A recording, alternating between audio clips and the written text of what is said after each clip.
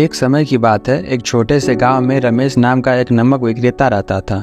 रमेश बहुत ही नेकदिल और मेहनती इंसान था। उसके पास एक गधा था जो रमेश का सबसे बड़ा सहारा था। रमेश रोज उसी गधे पर नमक की भारी भरकम बोरे लादकर पास के शहर की बड़ी बाजार में बेचने जाया करता था। रमेश और गधे की जिंदगी एक नियम पर चलती थी। रोज सुबह घर से निकलना, नदी पार करना, बाजार तक पहुंचना, नमक बेचना और शाम को घर वापस लौट आना। उनकी इस यात्रा में एक छोटी उथली नदी पड़ती थी जिसे उन्हें हर रोज पार करना होता था। गधा यूं तो बहुत परिश्रमी था और कभी शिकायत नहीं करता था, लेकिन कभी कभी इतने वजन को लादकर ढोते हुए वह मन ही मन थक जाता था। एक धूप वाली सुबह जब वे नदी पार कर रहे थे तो अचानक गधे का पैर एक चिकनी पत्थर पर फिसला और वह लड़खड़ाकर पानी में गिर गया। रमेश ने तुरंत छलांग लगाई और बड़ी मुश्किल से गधे को खींचकर पानी से बाहर निकाला। गधा जैसे ही अपने पैर पर खड़ा हुआ उसे एक अजीब सा बदलाव महसूस हुआ। उसकी पीठ पर लदे नमक के बोरे पहले से काफी हल्के लग रहे थे। दरअसल पानी के घुलने के कारण नमक की एक अच्छी खासी मात्रा बढ़ गई थी, जिससे बोरे का वजन कम हो गया था। गधे को यह बात बहुत अच्छी लगी। उसने मन ही मन सोचा, वाह, यह तो कमाल हो गया।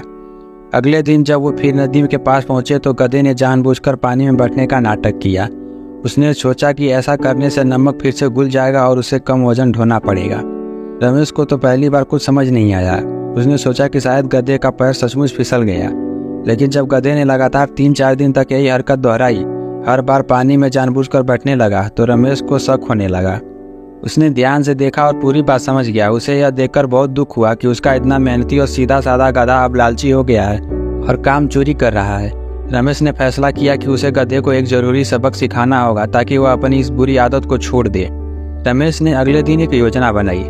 सुबह जब वह बोरे लादने आया तो उसने नमक की जगह 2 बड़े बड़े रुई के बोरे गधे की पीठ पर लाद दिए।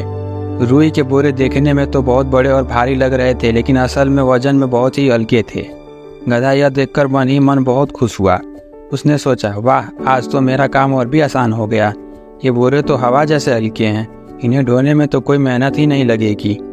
वह खुशी खुशी रमेश के साथ चल पड़ा, अपनी चाल पर मुस्कुराता हुआ। जब वे नदी पर पहुंचे तो गधे ने बिना एक पल भी सोचे हमेशा की तरह अपनी पुरानी चाल चली और धड़ाम से पानी में बैठ गया। वह इंतजार करने लगा कि बोरे हल्के हो, जैसा कि हमेशा होता था, लेकिन इस बार कुछ और ही हुआ। जैसे ही रुई के बोरे पानी में भीगे, उन्होंने बहुत सारा पानी सोख लिया। एक पल में ही वे बोरे अचानक बहुत भारी हो गए, इतना भारी कि गधे को उन्हें उठाना मुश्किल हो रहा था। पानी में भीगे हुए बोरे सूखे नमक के बोरे से भी ज्यादा वजनदार हो गए थे। गधे की सांस फूल गई थी और वह बुरी तरह से थक गया था। उसे अपनी पीठ पर इतना भारी बोझ महसूस हुआ कि वह उठ भी नहीं पा रहा था। गधे ने बड़ी मुश्किल से अपने आप को संभाला और पूरी ताकत लगाकर धीरे धीरे नदी से बाहर निकला।